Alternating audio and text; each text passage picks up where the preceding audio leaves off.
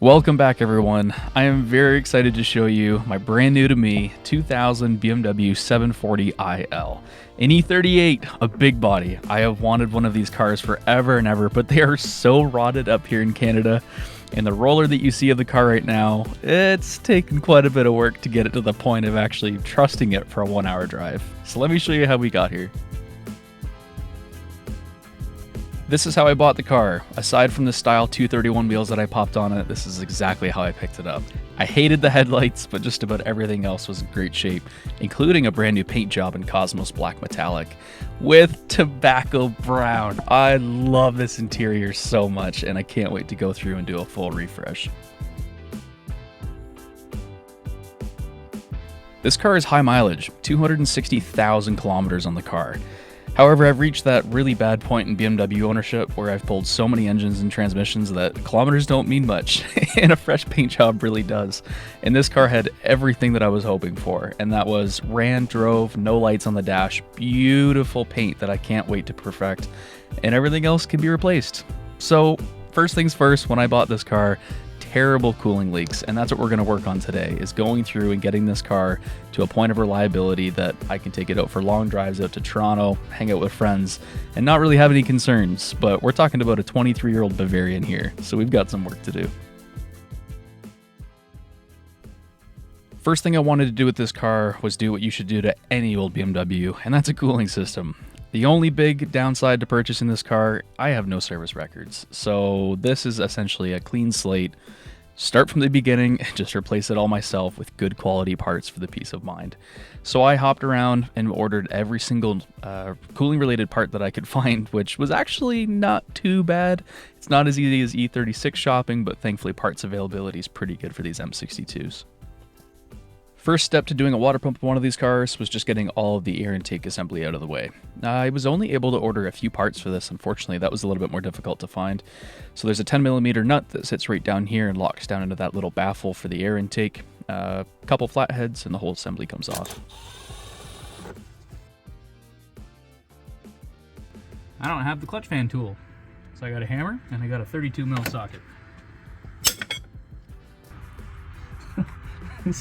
So many of these hoses look like they've been on here for 20 years. I'm so happy I'm doing this. Oh my goodness. My goodness, that's a lot of leaks. But what else do you expect from a Bavarian? Look at all that coolant. I decided not to sadden myself for too long staring at all the oil leaks and went back up to the top side where there are none. Removing the expansion tank was the next step. There's a single tube that goes on the crossover of the radiator and another at the bottom of the expansion tank and your coolant level sensor, and the unit pops out. Is it going to the tank? I think so. Sounds like it. This is just hanging around in there. I haven't undone anything. Look at all the zip tie repair on this thing. It is destroyed. Got a new one of these off of Rock Auto for 29 bucks. Says it's genuine. The radiator was the only thing that looked new in this cooling system, and it had a BMW stamp on it, so I left it be because it didn't show any signs of leaking. Now, green coolant is in this thing. It should be blue BMW stuff, but it's not, so I'm trying to drain and vacuum out every last bit that I can. My shop is so full of my terrible diesel dually restoration situation that I'm doing this whole thing outside, more or less in a field behind my barn. So I was plugging up all the holes because I figured this would probably take me a few nights in between work. After the expansion tank, the upper and lower radiator hoses were the next to go. The reason why I was urgently doing this job so early in the car's ownership was because the brand new water pump that was only about a month old, according to the previous owner, was leaking badly. It was a poor quality part leaking out of the front of the actual pulley seal itself.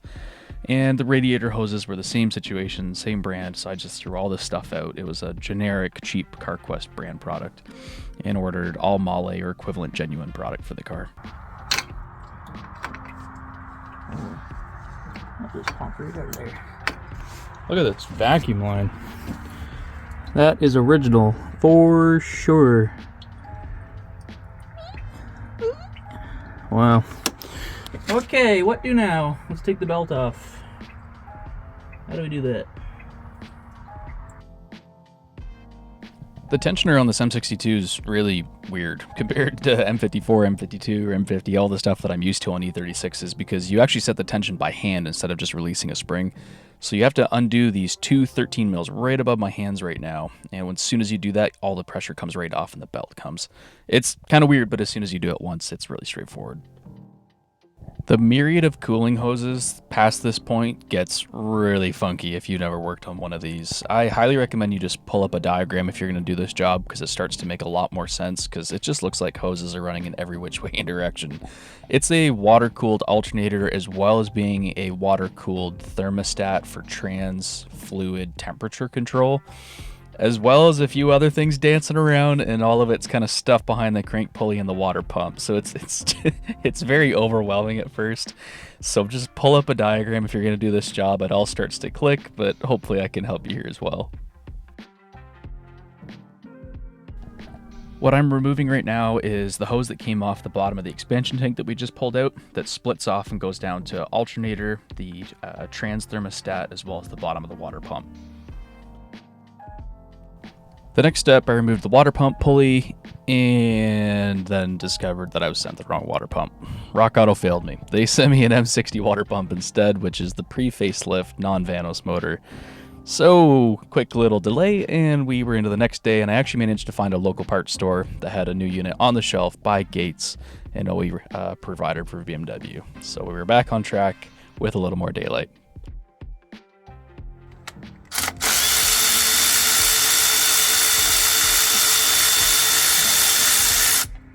The hardware lengths for the water pump vary greatly as you go along, so I highly recommend that you take the bolts and put them in the spot you take them out of, just for simplicity. Okay, with that all done, this dude should yank out of here. There you go. Ta-da! And we didn't pull the crossover tube out, so that's cool. Oh, I'm interested about this. Check this out.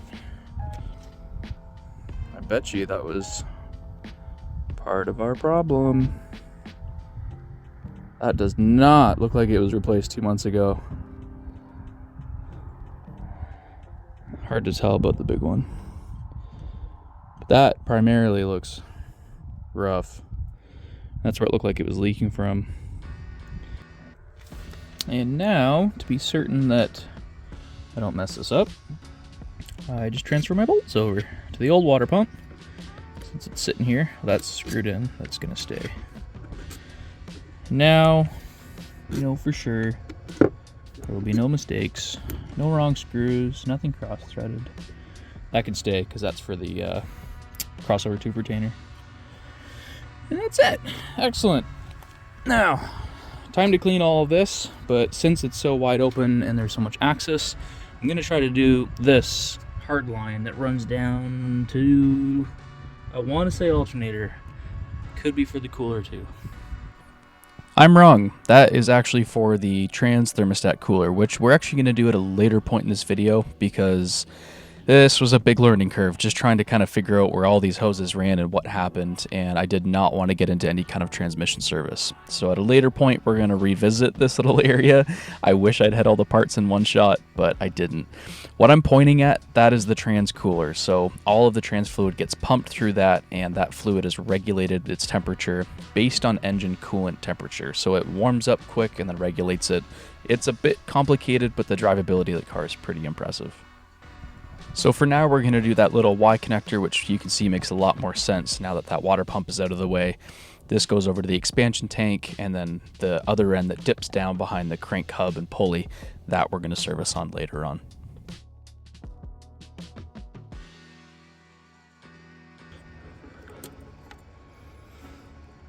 Boop.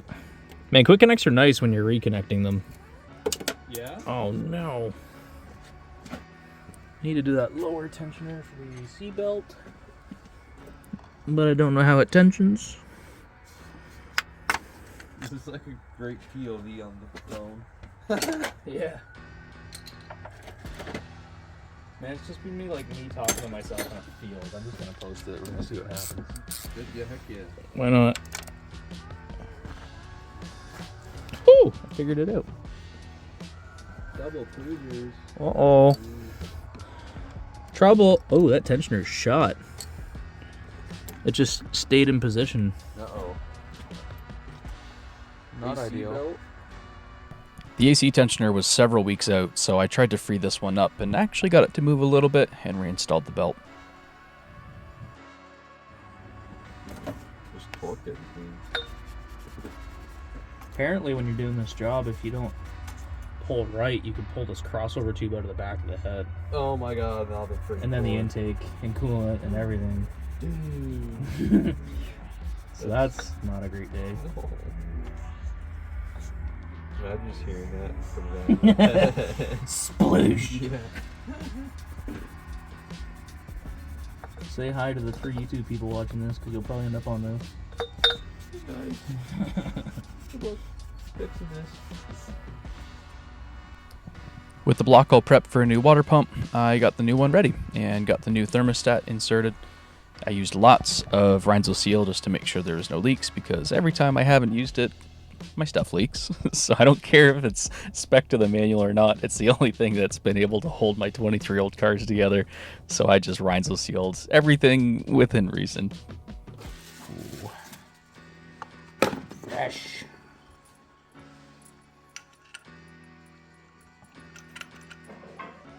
The water pump took a lot of fiddling to get lined up, between the 2 crossover tubes going along the top and just getting everything. I don't even know how to describe it. It just kind of sucks, but once you get it, you know.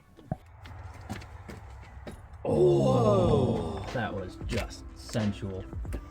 Nice.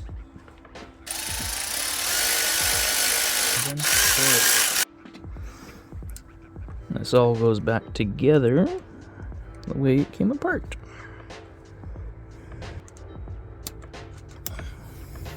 Beautiful. With everything water pump related finished up, I moved on to the tensioner assembly. So the big T50 that actually bolts the pulley to the block itself is tightened. After that, the belt is reinstalled, and then we can tension this. Alternator to power steering. Oh. To tension the belt, in one hand, take a big 17mm socket, tension the tensioner to its max. You'll feel a little click and a pop. And in the other hand, you can tighten down the 13mm locker, and you're all set.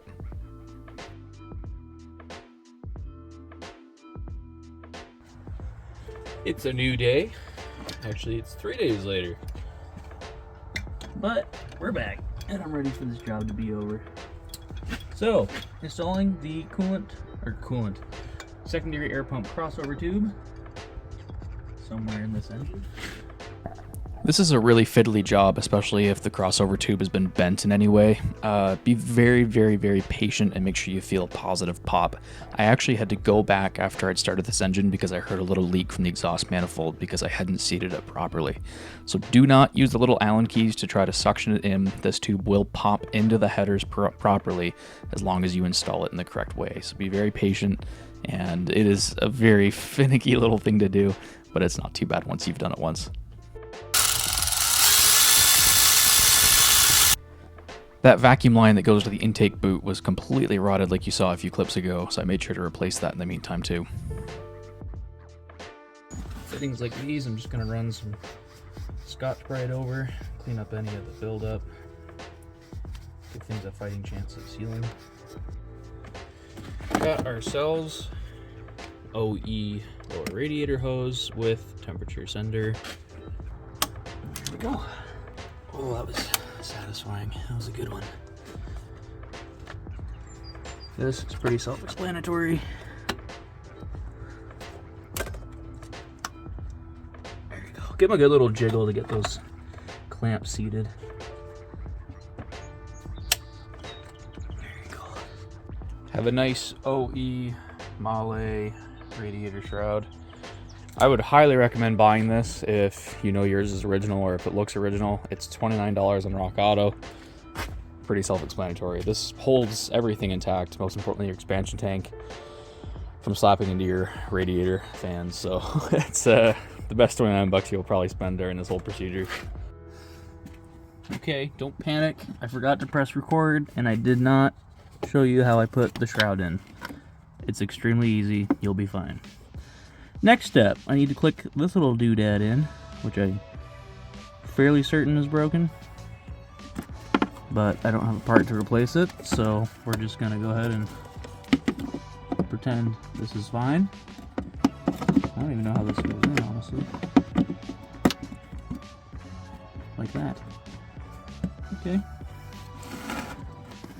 That's done. We are getting close to the finish line. Expansion tank. This goes in. By the way, expansion tank, brand new coolant level sensor on it, new radiator cap, new bleed screw, obviously brand new expansion tank. These are notorious for aging and exploding. Please replace them. It is cheap.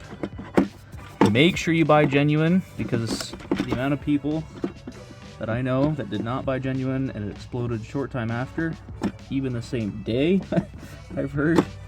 So don't cheap out on cooling system parts. Okay, lower hose is connected. Now we need to do the upper.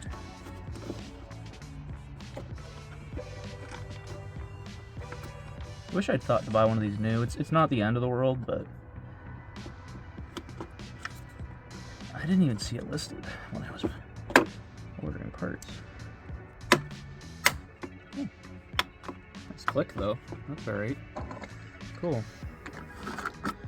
Okay, and I need my bleeder screw. The plastic bleeders on these cars are notorious for stripping, so there's a nice little cheap brass upgrade that you can use. Looks a little bit nicer and doesn't strip so easily. And remember that this clutch fan is reverse thread, so loosen to tighten. With the whole cooling system all finished up, the air intake was reassembled, and this is ready for a start and bleeding procedure. Now, one thing I like to do is pull up on the OBD2 just the coolant temperature. The gauges in these cars are what's known as just dummy gauges, meaning if they start to show hot, they've been hot for quite a while. So I just like to pull up the live view of the car's coolant temperature. One, just to make sure the sensors that we pulled up are working. There you go, 53 degrees Celsius. And now I'll just hang that on the wheel and I have an actual idea of what's going on, considering once these are, the operating temp of these cars is 105 degrees. So if it's starting to show hot, this thing is getting up there. So it's a nice live view and it just takes out any additional user error. So we're just sitting in here, just ensuring that the low coolant warning light does not come on. If you're lucky enough to have some kind of pixels left at this point to make sure it doesn't come on. And we're at 72. So thermostat just opened a little bit here because that was at 77. So that's kind of good to see. This is what you want to see.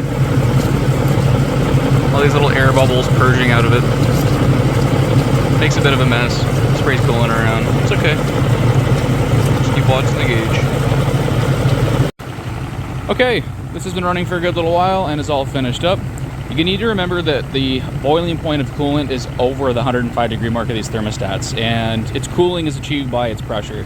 So after this is bubbled over and boiled for quite a little while, just tighten down that little brass bleeder screw, let the system pressurize, make sure it holds temperature nice and steady at around 105. You can see here 105, 106, you might see it go all the way up to 108, 109. As long as it does not go past that, you're in good shape. We have really nice heat coming from all the vents. So at this point, I'm just going to take it for a really short drive, make sure everything's good and intact for its coolant temperature. Let it sit overnight, and do not attempt to get any kind of coolant level sorted out on this car until it's sat overnight, at least 8 to 10 hours on a nice cool evening. Then you'll see this coolant reservoir is marked max cooled. Do not, when you refill this, let that little red plunger come out of that expansion tank. It needs to be flush with the top of the reservoir, and no more than that. You will overpressurize the system and you will have problems. At this point, after the cooling system was all finished up, I drove this car for almost 2 months with no problems whatsoever. I took it on quite a few trips. It was weirdly reliable for being such a high mileage car. But there were two things driving me crazy, and that was some weird transmission issues, some very, very stiff BC coilovers, and the drone from the straight pipe exhaust was awful on the highway. Although the car did sound really good under load.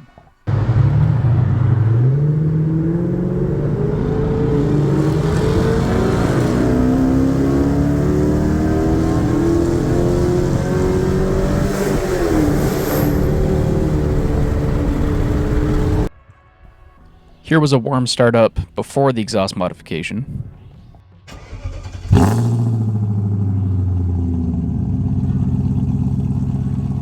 And this was after a full stainless system done by GT Custom Exhaust, a shop local to my area.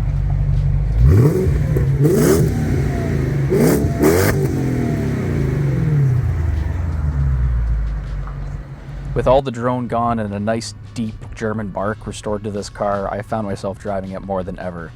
And unfortunately ran into a really scary transmission situation where it wouldn't shift out of second. After a lot of search on the forums, I ended up discovering this was actually a thermal protection mode that was caused by a faulty transmission thermostat. So I pulled the car back into the shop and disassembled it almost right back to where we were to do what I wish I could have done from the get-go. But this time I brought my shop supervisor to hopefully get this job to go a little bit smoother than the last time. Woo! Look at all these goodies. I got a little crazy because I love this car. So I got a fresh set of KWs to smoothen out the ride. Everything I could buy related to the transmission itself, as well as some new rear control arms, a bunch of different seals, a service kit, oil change, transmission lines, you name it, I got it all. I want this car perfect. This is what we're trying to access today. This is the transmission oil cooler thermostat and the cooler itself. So looking from the top of the engine bay, behind the fan clutch, and all the way down at the bottom, I doubt this will focus. There we go. That's what we're trying to access. Now this is really easy to get to from the bottom of the car. If you look up, it's this part right here that we're trying to get to. However, if I were to use this thermostat for reference, there are two hard mounts that mount this. This is the cooler itself, and this is the thermostat. Clicks right down on top of it.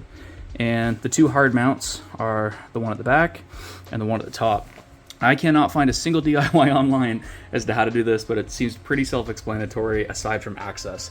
This we can definitely get to from the bottom. However, from the bottom of the car, when it's sitting up like this, there's no way to get tools up inside to get to this. I believe it's a 13 mil. So I'm gonna remove the fan clutch first to get to this 13 mil, and then we're gonna drain the coolant from the lower radiator fitting as well as the upper. Unfortunately, I think I'm gonna lose most of the coolant that I just put in, but it's okay. It was overdue for a proper flush anyway, and we'll go from there. Next step, let's get this to focus. You're gonna remove this clip right here on top of the oil cooler.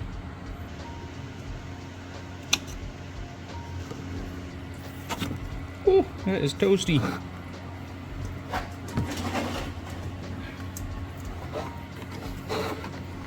Ideally, don't do this when the car's hot, but that was my only choice today. There you go. All of our coolant.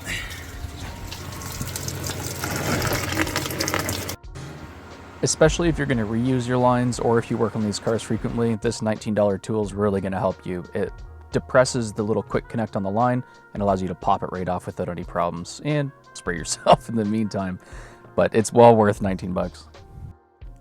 After I disconnected the transmission lines, I turned my attention to the other end of that thermostat and disconnected that top hose, and then we could do the two 13 millimeters and this whole unit came off. Those two 13mm retaining bolts that hold the actual transmission cooler up to the bottom of the accessory drive unit of the engine aren't even really visible to yourself when you're working on the car, so I can't show you guys. It's very straightforward, but just very, very fiddly, and you have to do it all by hand. With the transmission cooler on the bench, it all starts to make a lot of sense. You can see it's really actually quite straightforward, it's just very impractical. So I'm taking everything apart just to inspect and kind of see what was going on. It did in fact show that thermostat inside the cooler itself was very sticky and gummed up and very likely original to the car. So I swapped over all new parts, and I just stole the hardware to do it.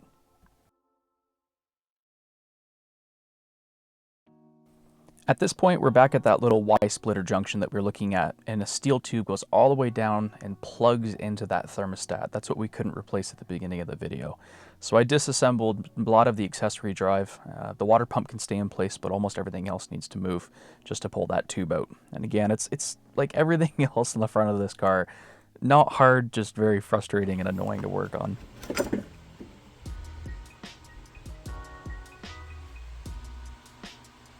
Here you get a very clear view of where it dumps right on top of that thermostat, and I recommend you leave the little 10mm on that steel tube loose so that you can click it in during reinstallation. I did not know that and did a lot of fiddling trying to figure how to get a proper seal and connection when I reinstalled.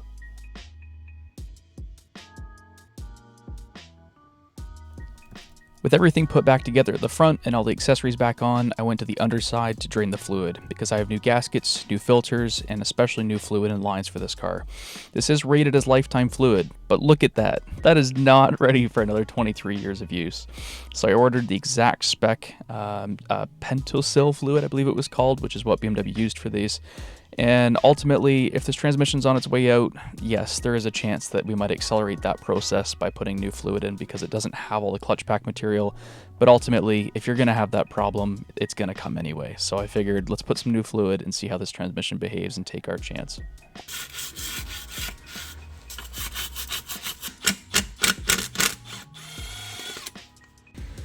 I wish I had the camera rolling for that one. I had all of them come out perfectly except for the one, and I had to drill out just the single bolt. As soon as that drilled, this whole thing collapsed and soaked my floor, because surprisingly, after you drain the oil at the pickup point, there's still like 1.5 liters in the pan. So that was a surprise. All right, next up, T27s. There's one at the front. Man, I really like dropping stuff. Wow, that's a lot of oil in there. Good thing I moved my phone. Okay, have our replacement filter with a new O-ring on top.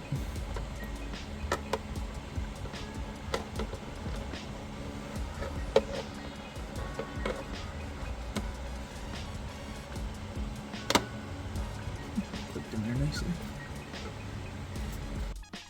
While it might not be in the factory service manual, I Rhinzo sealed the gasket for this because it was cork. I don't even know who uses cork anymore, but this car does. So I Rhinzo sealed top and bottom on the gasket, both to retain it in place during reinstallation. And I have a lot of kilometers on the car since this video is being edited, and I haven't had any leaks from the transmission, so it's working well. On to our final step is the transmission lines. So we've done everything transmission cooling related. We're going to undo these two lines. I've already got a broken bracket. So there's one big 24 mil right up there. Not sure how. Or 24 mil, I'm sorry, 19 millimeter.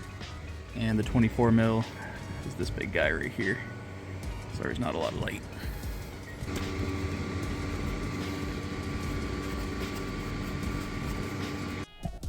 With the old lines removed, which was very straightforward, I fed the new ones in. These are only made by genuine BMW as far as I can find, and I wouldn't trust them to be made by any other manufacturer. This is just something you can't cheap out on because it's so essential to the vehicle's function.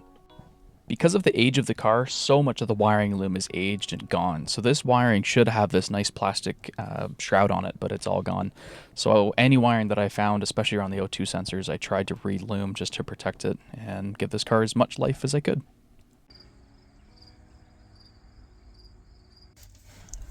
The refilling procedure for this car is very straightforward. With everything cold, you open the fill plug, pump as much transmission fluid in there as you can. I believe the capacity total, once it's filled, warmed, everything is about 7 quarts. Correct that up, or look that up just in case I'm wrong. But you fill this right up until it's teeming once it's cold.